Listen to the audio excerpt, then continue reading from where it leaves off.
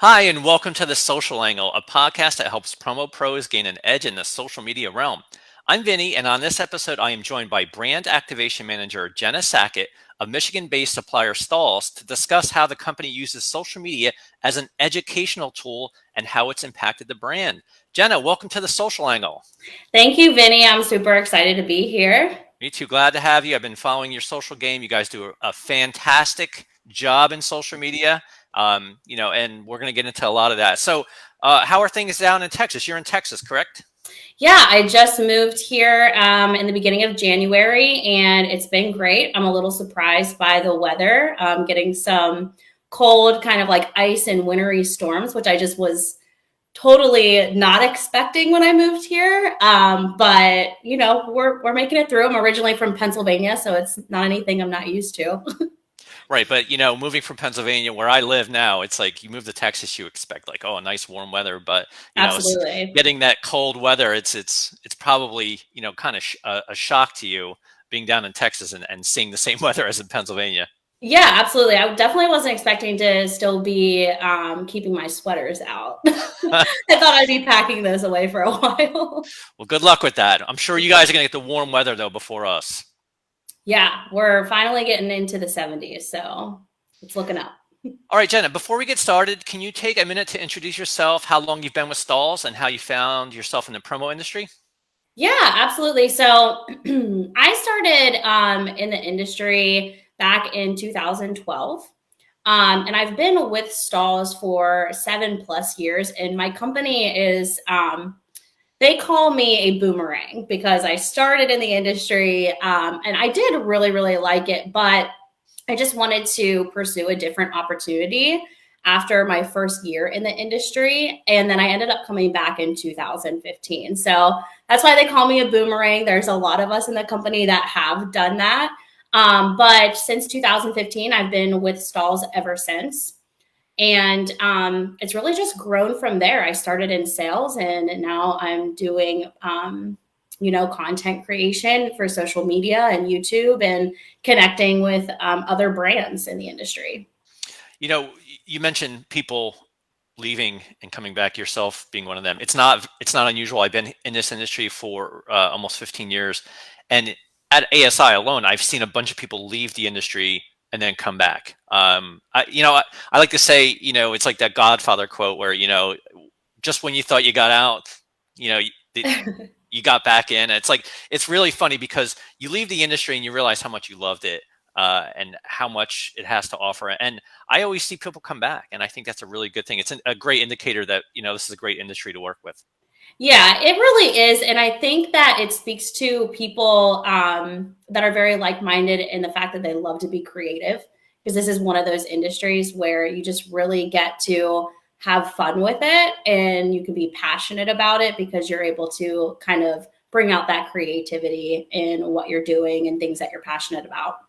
Absolutely. So again, I'm talking to Jenna Sackett of Stahls. If you have any comments or questions for Jenna, please post it in the chat right now, and we'll get to them when we have some time. So Jenna, Stahls has found its niche on social media as an educational resource for all things printing and decorating. Can you tell us a little bit about your strategy and why you decided to focus on the educational angle? Yeah, so like I said, I've been with Stahls for a while, but Stahls has been in the industry for years. We are actually celebrating our 90th year this year. Wow. So we've been around for quite some time. And as social media continued to grow so significantly, we really needed to pivot and focus on that to really keep growing our brand and getting ourselves out in front of others. But we wanted to do so that we were like showing our true, authentic selves on social media. And not a lot of people or businesses were doing that at the time. So we have started our social media platforms 11 years back now. And one of the key things to growing organically on social media, which we really pride ourselves on, especially in this day and age where you can really just pay for those things, is to just really align, our messaging and our branding for our business but align that with still being authentic and remaining true to who we are as a brand. So I want to say, that's really what our strategy boils down to, is not having a character, but, just being true to who we are and what we provide for our customers. And the best way that we can do that is to educate on our products. So because we've been in the industry for so long, we've acquired a lot of different commodities into our product line, because we want to stay current and we really want to speak to a vast audience and relate what they're doing, what our products can do for their apparel deco business, or whatever promotional products they may be offering for their customers. Now, the only challenge with that is that because we offer so many products, that can be a little confusing, right? So people can come to our website and they can be like, I have no idea where to begin here. But so because we offer so many products and we're speaking to such a vast audience, that is where our educational content really comes into play. So people can understand what our products are actually offering, how they work, why it's something they should invest in, so that they're able to see what's going to be the best fit to help what they want to accomplish in their business. Yeah, I love that answer. I love the authenticity part. That's something we try to do as well at ASI is, show the people behind the scenes, humanize the brand, and really kind of, make us vulnerable in a way that people can get to know us. And I like that Stahls is also doing that, but also they're educating, and an educated client, is a win for everyone. It's a win for the client. It's a win for you. This industry, I've noticed more than any other industry I've ever been in. It's like everybody supports everybody. Everybody wants you to do a good job. Absolutely. Because it's like if everybody succeeds, then the industry is healthier. And the educational aspect of Stahls, like, you guys know your business better than anyone, right? So why not, do the how-tos, do the videos that showcase how to, like, I love the printing, here, this is how you do this, and your social media is all about that. Now I want to talk to you about video. So you have Stahls TV, which is your YouTube channel. You also do live streams, and video is really a big part of your strategy. Can you tell us a little bit about your dedication to video and how it's been received? Yeah, so the more content that we're putting out there, the more feedback that we are getting. It's something that we stay very consistent in.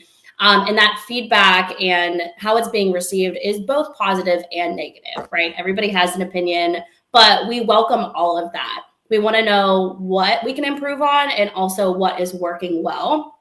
And what has been working extremely well is educating on a product, because typically a product is going to sell itself once people see how it works and how easy it can, they can utilize it in their business, and less of a sales pitch, right? I feel like that might be sometimes where businesses are steered in a wrong direction, is where they get a little too salesy about the product, like, oh, buy this now. Like, no, the product's going to sell itself. If you're just educating and teaching people really how they can make money with the product, you're good. So that's what's working really well for us, is the education in the live streams and in the video through Stahls TV. And the dedication, again, just really comes into play the more we are talking to the prospects or our current clients, because the more people you can get in front of, the better. And not everybody can attend a trade show or an event where you can actually speak face to face with them. And that's where video really comes into play, because you're still able to get in front of these people, and people are visual, right? So visuals transmit information so much faster than spoken or written words, right? So visuals are just processed faster. They understand easier. And if you can get in front of a customer that you want to start working with, then that is where your video is going to come into play, because now you're showing them the product firsthand. They can see how it works. And we really saw this industry pivot that way in 2020, right? No one was able to attend shows. Shows were getting canceled left and right. So our live stream, our content creation through video really upticked then, so that we could get in front of people and say, hey, it's okay. Yes, things are getting canceled. Yes, we all need to pivot in our business, but we're here to help you. And here's how. And we were doing that all through video, and it just skyrocketed from there. That's perfect. What you said about video. Video is king. We know that. Anyone who uses social media, I've been preaching it for a long time. Like, if you want to post content on social media, use videos. But don't ever sell. Hard selling. It's another thing that I preach. Don't hard sell. I still see it to this day. I still see people posting like sales sheets and like, buy. And it's like, that's not how social media works. If you're providing value, which you guys are, you're providing tremendous value, you're doing it through video, the sales will come. You're going to stay top of mind. You use those videos in multiple ways. You can share it to different networks. You can, if you do a live stream on Facebook, you can upload it to YouTube. There are multiple ways you can repurpose content, and you guys do a terrific job at that. Now, I got to ask you about, you're not the only personality that Stahls has for videos. Right. I know Josh Ellsworth just did one yesterday, and I forget the name of the other woman who also does it. Kelly Walters. Yes, yes. And you guys do a fantastic job. But can I ask you, what was it like getting in front of the camera the first time for you? I love this question because it was absolutely nerve-wracking. As weird as anyone would believe it would be to stand there and talk to a camera, I can promise you it is it's more weird than you think. 100% so it's really it really boils down to, again, being your true authentic self. When I first started doing video, I wanted to be perceived a certain way. It was just a lot of pressure. You almost want to find your character, right? And not be yourself. So at first, whenever I got started, I'm like, yes, I need to make this very professional. I need to speak in a certain way so people will respect me. But it's really not about that. It's about being yourself. And, whenever you're yourself, it's easier to talk about the topics that you want to discuss with your clients or prospects. And the more you can be yourself and truly show your authentic passion in what you're talking about, the easier it becomes. So at first, whenever I was doing video, it was just very you could almost tell that I was memorizing a script for the most part. Right. And then eventually I got out of that, and it was just okay, I'm just going to bullet point. I'm going to outline things that I know that I want to talk about and go from there. But it did take me a while to get comfortable in front of the camera and really just be myself and allow myself to just freely talk about the product. But with that comes a lot of homework, right? So you have to be confident in knowing that you know what you're talking about whenever you're in front of the camera also. But it used to take me a lot of takes. Yeah, my videographer can attest to that. I agree. You and I could probably share war stories. The first time I did this, I was nervous. I was sweating. I thought I had to be perfect. Yeah. I was worried about the ums and the uhs, and dropping something during a live stream, which I've done before since, and it's hey, people relate to that. They relate to they do, yeah. The ums and the uhs, and they get it. They're like, if you come across as less scripted, then more people are going to relate to you, and more people are going to say, hey, I could do that. Now, I absolutely agree. And I think that's why we are starting to see such an influx in people on YouTube just filming from their home, that maybe they just got a new heat press, or maybe they just got some piece of equipment and they want to share it with other people. Hey, look at this. I'm going to unbox this and show you what I got. And they're in their living room and they're just being themselves. But people love that. It's authentic. I mean, I know I keep saying that. I hate to, continue to use the same word. But the dog starts barking, because the UPS truck just pulled up.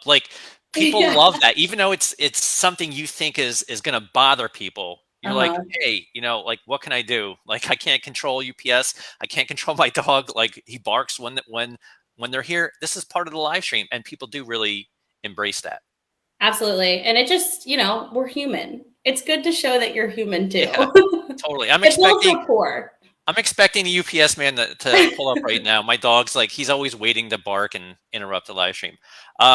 So, okay, let's I got more questions for you. So again, we're talking to Jenna Sackett of Stahls. If you have any comments or questions, drop them in the chat and we'll try to get get to those. Now, Jenna, you guys have a vast social media following. How are you able to build such a presence, and what type of content, and I think I know the answer to this, gets the most engagement? Okay, so let's start with, how are we able to build such a presence? Consistency is key, and you'll hear a lot of people say that in anybody that's doing content creation on social media, and it almost to the point where it sounds a little cliche, where we talk about consistency and how important that is in the content that you're posting, but it is real, and you have to do it if you want people to engage with you. So when we started our social media back 11 years ago, we have an entire team behind it, which is amazing for us. And we're lucky to have that. We're blessed to have a team that can dedicate the time to posting the amount of content that we need to increase engagement. But if you listen to any of the big time YouTubers or TikTok stars is what some people like to consider it. They're posting 5 videos a day and they're live streaming every day, if not twice a day. And that is how they are gaining so much traction and such a following, because they're remaining consistent. Now, we are not doing that many by any means, but we do stick to a schedule. We have goals that we do, a couple live streams a month. And then we are also, posting every single day to our Facebook and Instagram, and then also doing 3 times video for YouTube. So consistency is key, having kind of like that schedule, knowing that you are going to follow and make sure you're sticking to it so people know where to find you and when to find you. And then you already said it. You pretty much know what type of content gets the most engagement. And our content is all built through education and video. So most of our content, all dedicated to that. We like to keep our customers in the know, whether that's new products, new industry innovations, whatever it may be. We do want to educate them so that we can help increase the bottom line of their business.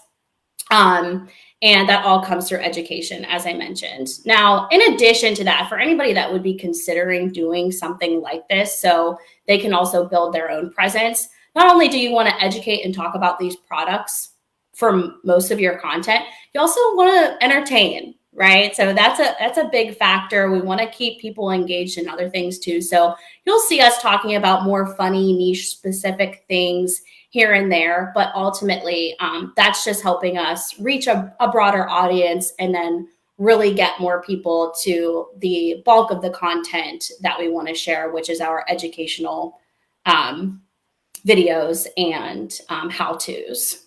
Yeah, so consistency, totally key. We try to be as consistent as possible. We've spent a lot of time trying to figure out when our users are on, when they want to engage with our content. And you guys post a lot, we post a lot too, but consistency doesn't mean you have to post every day. If you're a smaller business, of course, Correct. Once, twice, 3 times a week, could be your sweet spot as well. So, and humor, like we try to inject humor as well. Like, you talk about TikTok, and TikTok, we just recently got into the TikTok game, and as did we. Yeah, and it's still learning it. The only thing that really resonates with people is stuff that has nothing to do with the business. Lighthearted stuff, funny stuff, staying on trends. Those are the things that resonate in TikTok, because we realize TikTok, as well as other social networks, people go to social media a lot to get away from business. Yeah. They don't want to see more business stuff. They want to see something that is going to take their mind off of business, and maybe a funny video with somebody in the company that has nothing to do with business. Boom, that's going to hit, and you're going to get hundreds of views, and you're going to be like, oh my God, why did that do so well? It has nothing to do with business, because people like to see others in the industry having fun. And that to me is a win. Yeah. And now that you say that, that's another key to, your content and your marketing is knowing who you're talking to, knowing the audience, and the audience will vary based on platform. So as you mentioned, TikTok, people are there and they want to see humor, maybe some dancing, whatever it may be. But Yeah, that it's all about knowing who your audience is on each platform, because I'm talking to totally different people on Facebook that I am on Instagram, that I am on TikTok. So it's really simple knowing what type of content to create once you discover who you're talking to on each platform. 100% agree. I'm also a big proponent of not doing the same messaging across all platforms. Right. I get when you don't have enough time, you want to post one post and you want to get it out as far as you can. I get Yeah. it, but each platform should have different messaging, and because there's different people on different platforms. Younger audience on TikTok, not as young on Instagram, definitely not as young on Facebook. Like my mother's Right. on Facebook, so like different audiences, different demographics. So again, we're talking to Jenna Sackett of Stahls. If you have a comment or question, um, post it in the chat now. So let me ask you about this, about your social media. How do you determine the success of what you do? Like, do you look at like transactions? Do you look at engagement? Like, what is your determining factor for whether or not your content succeeds? So there's a little bit of a misconception on how you should really determine the success of your social media. And I believe that a lot of people will look at followers or likes, and really those are just vanity metrics. It's fluff, right? It makes it look interesting, but it's really about quality, right? Not necessarily quantity. So we obviously want the engagement, and the more engagement we get, that's how we determine the success of the content that we're creating. And then considering, who is watching, who is commenting, who is asking these questions. We track We use trackable links, and we track those links also to go to our website from our platform, so we can see how well the awareness that we're bringing to the product is actually working. So these trackable links will allow us to see, okay, this person saw this Instagram reel about this product, they clicked that link in the description, and they visited the website. So we're able to really control, or not control, but just determine the success rate of what content we're producing by that. And ultimately, that's our goal with social media, is to bring awareness in what we offer, who we are. And if they're going to visit the website, they're learning who we are. So we want to really, determine our success around that. Of course, if we know that there's something that we want to push, so for example, if it's a product launch, a little thing that we'll do is post something that will get a bunch of engagement first. So probably something funny, something entertaining. And then we'll follow that with, oh, check out this product that we're launching. And that product launch will just follow and flow like right into their feed organically, because they were already engaging with us on another Right. post. So that's really allowing us to help control the success of the engagement also, or the success of the content that we're publishing, because the more engagement, post clicks, links, likes, comments, shares, those are all really big things that we're able to measure our success with. But yeah. Yeah, I agree. We look for engagement, and it's difficult to really track from social to a sale. There's a Mm-hmm. way to do it, but that's not something we look to do. We're really looking to stay top of mind. We want the brand awareness through social media, and we want the engagement. The more engagement on a post, the more likely it's going to be fed higher up in feeds, and more people will Right. see it. So that, to me, Mm-hmm. I think, is if you can generate that type of engagement in a post, you're going to get people clicking.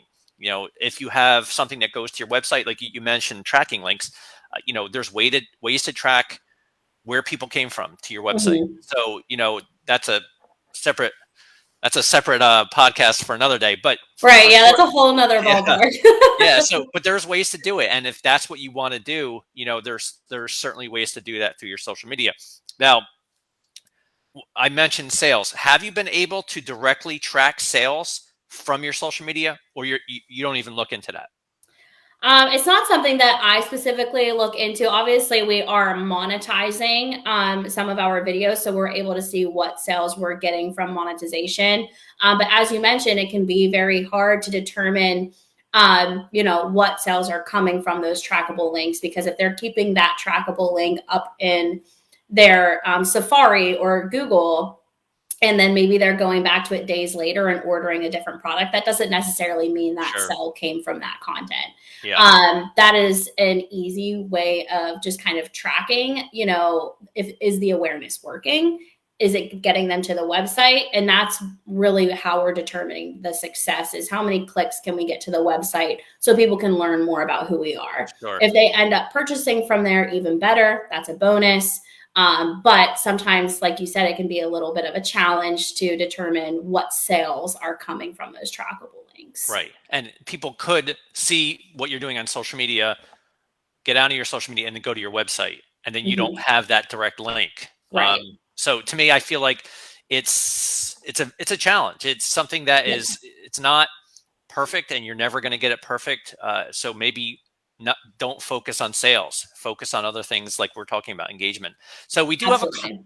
we do have a question from Luann Schmidt Harden. She says, "How much time needs to be dedicated to social networking? It is so time consuming, but I want to be effective." Now, this is a great question, but it's all relative to the size of the business. And I think that you'll agree with me, Jenna. You and I dedicate a lot of time to social media because we're part of bigger companies. Now, Luann, if you have a small business and you're somebody who wears many hats, and maybe you're part of a very small team, you don't have the time to invest that Jenna and I do. So it's really, look at how much time you can invest in a week. Like, how much free time do you have? Do you have 45 minutes a day, 30 minutes a day? Then I would try to post once a day. You know, take the 30 minutes, craft content, or even just take an hour, craft content for the week. And post 5 days a week. To me, it's all relative, and it's really, there's no one answer. Jenna, what would you say to Luann?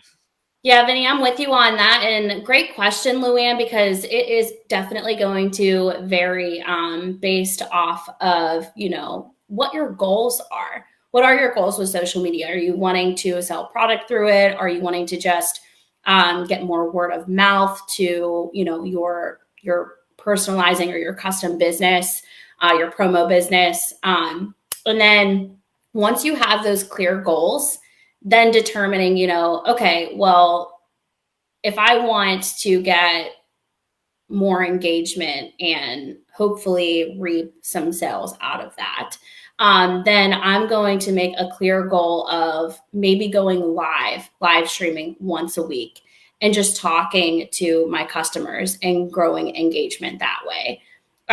So a really great example of this is whenever the pandemic hit, we knew that a lot of people were struggling. Not everybody. Some people found a really great way to pivot, but a lot of people just needed help in knowing what to do next. They just wanted to know what other possibilities were out there. So we went live every single day except Saturday and Sunday. So every business day, we were in front of our customers so that they knew that there was someone there with them, supporting them and keeping them in the know of different things that they can do to pivot during such a hard time. So just knowing, what your goals are, have clear goals, understand who you're talking to, who your audience is, and then allotting certain time for that. As Vinny mentioned, if you wanted to allot 30 minutes out of the day, that's great. That's an awesome goal. Some people won't do 30 minutes a day because they're not seeing engagement right off the bat.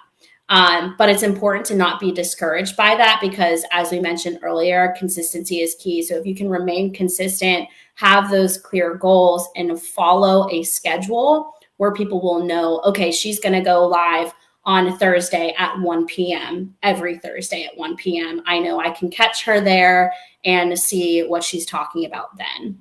And then once you start doing those goals and you see engagement through that, you can, continue adding more to that. Okay, so maybe it's just not a live stream. Maybe now I'm doing short 30-second reels of behind the scenes. How am I making your product? And just, entertaining the people that are following you and engaging with you. That's a great answer. It's almost like you knew that question was coming. That was great. I hope that helped, Luann. And of course, if you have any other questions, certainly reach out to us in the chat and we'll try to answer your questions either now or after. We always go in and try to answer questions if we didn't get to them in the conversation. Now, a couple more questions, Jenna. Which social media platform or multiples platforms has Stahls had the most or the least success with? Okay, so really great question, because there are so many platforms and sometimes it's hard to determine which one you really want to start with. And we knew that our audience to start was on Facebook. So we started with Facebook. Facebook we've had the longest, and that's the one we've had most success with. We have consistent engagement there. It's our biggest audience. We have roughly 57,000 followers and just about 50,000 likes on Facebook. So that's definitely where we're seeing a consistent amount of engagement. So that has been the most successful platform that we utilize. Next in line would be our Instagram. So that is where we're actually building more relationship type of interactions and really bringing in awareness. So whereas Facebook, we're actually seeing sales, right? So we have engagement in sales through Facebook, some through Instagram, but we've just reached 31,000 followers on Instagram, and we continue to remain very engaged with our customers there because they love seeing those short clips, those little Instagram reels. And whenever those were implemented into the algorithm with Instagram, that really helped get us out in front of people that really just like watching things that are creative or are actually, considering doing this as a side hustle, or maybe it's something that they want to add in to their current promo business. So secondly, it would be Instagram. And the one that we have the least success with at the moment, and I think it's because we're so new to it, and it's a different style of content, is TikTok, right? So we talked about that a little bit earlier. We've just reached 10,000 followers there. We did start our TikTok 2 years ago. So it's slow moving, but we're still trying to understand and learn where we really fit in there with the algorithm of TikTok. Yeah, TikTok is challenging, and I would give TikTok an incomplete for anyone at this stage, even though you have 10,000 followers. It's hard to understand exactly where anyone fits in there from a business perspective. Certainly from a personal perspective, we know that dancing video, like you're never going to see me dance. So I'm never going to be that guy on, ASI's TikTok dancing. So, but maybe Are I you should. sure? I feel like you would pick up such a great following for that.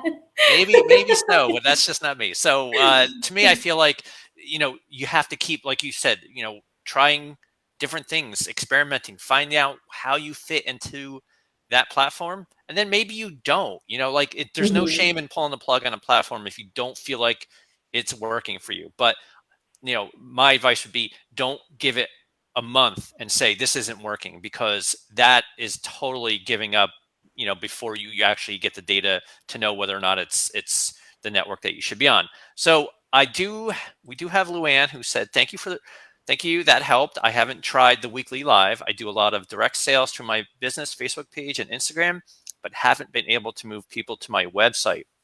Now that's, certainly, talking about Instagram, it's a little bit challenging on Instagram to push to your website only because you can't include links in your posts.